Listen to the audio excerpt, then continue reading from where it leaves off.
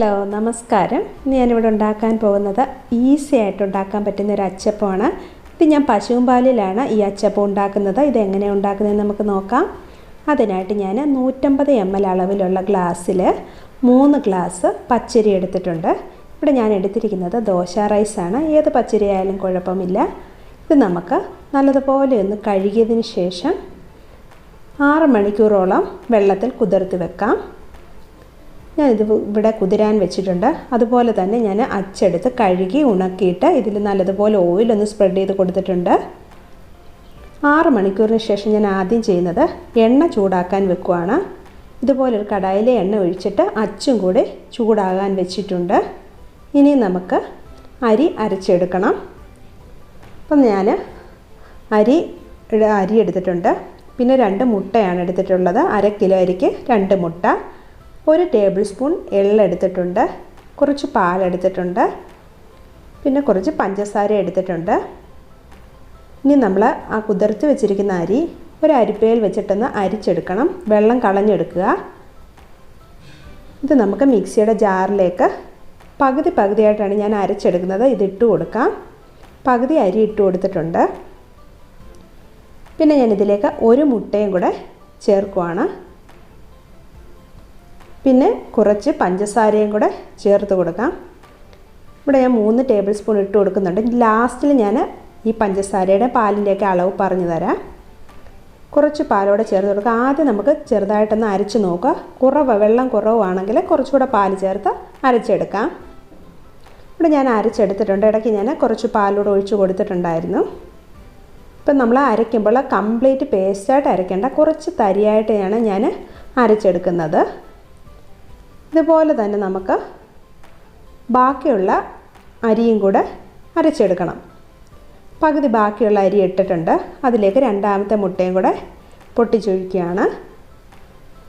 പിന്നെ ഇതിലേക്ക് പഞ്ചസാരയും കൂടെ ചേർത്ത് കൊടുക്കാം.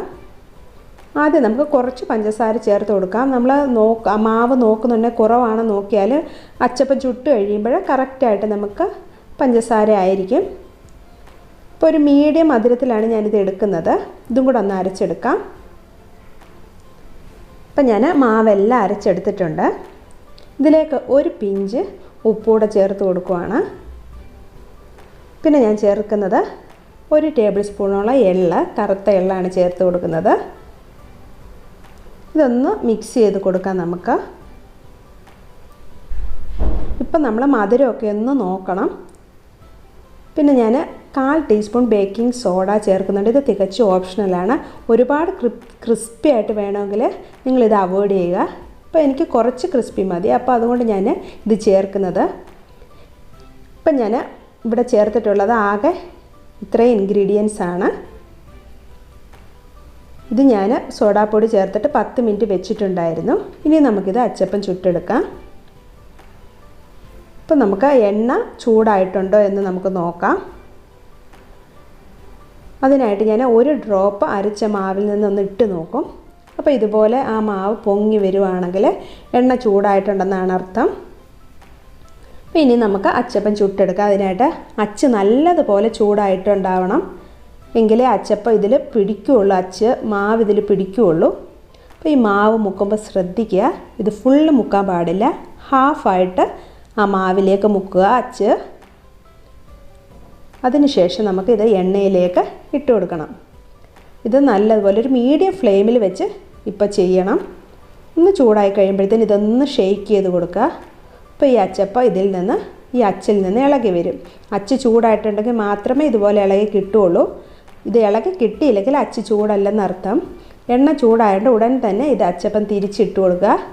ഒരു ലൈറ്റ് ബ്രൗൺ കളർ ആയാൽ മതി. ഇപ്പം തന്നെ നമുക്ക് എടുക്കുക, കാരണം ഇത് ചൂടോടെ ഇരുന്നിട്ട് കുറച്ചും കൂടി കളർ മാറും.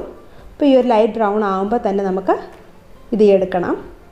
ഇതാണ് കളറ്. ഇപ്പോൾ ഇത് തണുത്ത് കഴിയുമ്പോൾ ഇത്ര തന്നെ നല്ല കളറായി കിട്ടും. ഇതുപോലെ അടുത്തത് നമുക്ക് ചുട്ടെടുക്കാം.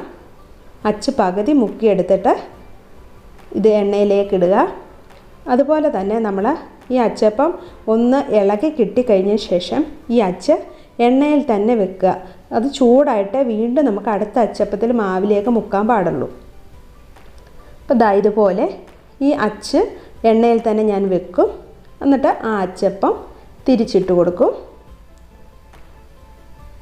ഒരു സൈഡ് ഒന്ന് ബ്രൗൺ കളറായി കഴിയുമ്പോൾ അടുത്ത സൈഡും കൂടെ ഒരു ലൈറ്റ് ബ്രൗൺ ആവുന്നിടം വരെ ഒന്ന് ആക്കിയിട്ട് നമുക്ക് ഇതെടുക്കാം. ഇപ്പോൾ ദാ ഈ കളറിലാണ് ഞാൻ എടുക്കുന്നത്. ഇതാണ് ഇതിൻ്റെ ഒരു കറക്റ്റ് പരുവം. ഇതുപോലെ നമുക്ക് ബാക്കിയുള്ളതും ചുട്ടെടുക്കാം. അപ്പോൾ ഞാനിവിടെ എല്ലാ അച്ചപ്പം ചുട്ടതിന് ശേഷമുള്ള എണ്ണയാണിത്. ആ ഒഴിച്ച എണ്ണയിൽ നിന്ന് വളരെ കുറച്ച് എണ്ണയേ ആയിട്ടുള്ളൂ. 50 അച്ചപ്പോളം ഞാൻ ചുട്ടെടുത്തിട്ടുണ്ട്.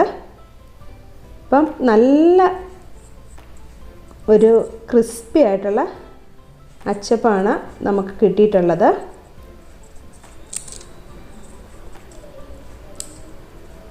ഇത് നമുക്ക് 1 മാസം വരെയും സ്റ്റോർ ചെയ്ത് വെച്ചാൽ നല്ലതായിട്ട് ഇരിക്കും, ഒരു കേടും വരില്ല. അപ്പോൾ ഈസി ആയിട്ട് നമുക്ക് ഉണ്ടാക്കാൻ പറ്റുന്ന ഒരു സ്നാക്കാണിത്. നിങ്ങളെല്ലാവരും ഒന്ന് ട്രൈ ചെയ്ത് നോക്കുക. നിങ്ങൾക്ക് എൻ്റെ വീഡിയോ ഇഷ്ടമായെന്ന് കരുതുന്നു. Thanks for watching. ഇനി നല്ലൊരു വീഡിയോമേ ഉടനെ വരുന്നതായിരിക്കും. ബൈ.